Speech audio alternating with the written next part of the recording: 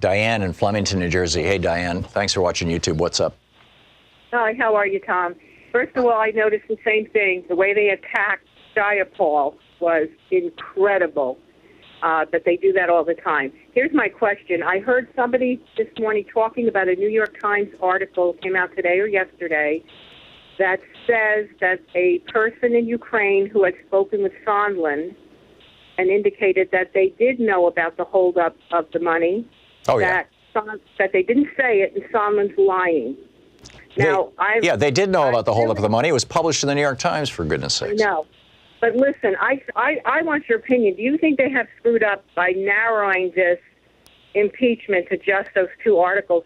Because it seems to me they're taking a sledgehammer to everything. Who's they? The GOP. They are just well, I think that's at every corner. That is why Nancy Pelosi and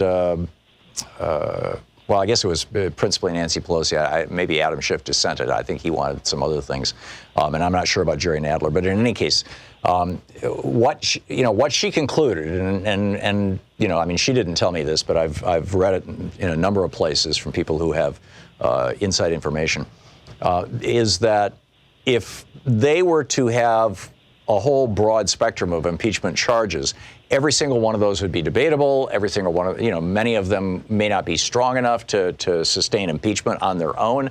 I agree, and I've been saying for some time, I think a whole spectrum of these things are important to lay down a historical marker for future presidents.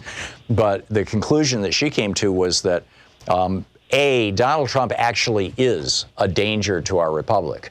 And there's a new book out now by CNN's foreign correspondent, and he is writing about how Donald Trump, when he was shown pictures of South Korea and North Korea, and they pointed out to him that South Korea was only 25 miles or 34 miles, whatever it is, from the North Korean border, where there were all these artillery emplacements. In other words, a city of 25 million people could be wiped off the map without even using a missile or a nuclear bomb, with artillery.